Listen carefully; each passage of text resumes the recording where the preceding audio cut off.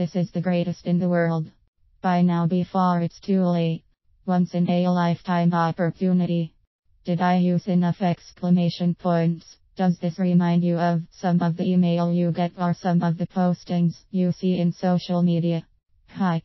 It's all around us. It's in our mailboxes, on our computers, and televisions and radios. Where did it all begin? Who was the first pitchman to scream, "I'm Crazy Joe for Crazy Joe's used widgets, and I ought to be put away for selling widgets so cheap"? Why did the next person think that? His/her ad needed to be louder and gaudier. Where will it all end? Most of all, is it really necessary? When I was in college, I attended a fine arts camp one summer. During one of the sessions, the leader asked about 10 of us to do something that would attract the attention of the other 100 or so people in the room. The task of this 100+ audience was to ignore us as much as possible and only pay attention when one of us really did something worthy of their notice. You can easily picture the scene in your mind. Those of us who were trying to get attention were getting in the faces of our audience, shouting, pleading, urging. Then one young man did the unthinkable. He got up from his chair and sat down right in the middle of the room. He did not say a word. He just sat there while the rest of us were continuing to flail and wail and jump and jive to get someone to notice us. You can probably figure what happened. Every last member of the audience turned his or her attention to the man sitting quietly in the middle of the room.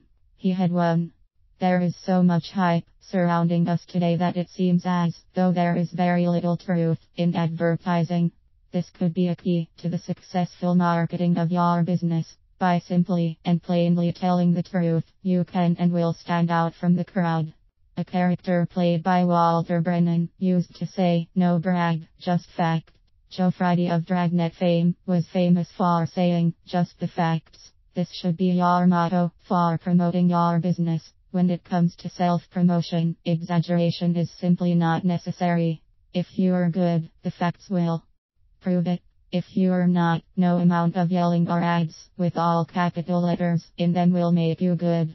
When you are looking for someone with whom to do business, don't you go in search of someone you can trust. So does everyone else. We all want someone who will deliver what they promise. To me, that is the bottom line of what we should all be seeking to get across to our target audiences. Tell them what you will do for them, and then do it. Actions still speak louder than words, no matter how many exclamation points you put at the end of your sentences.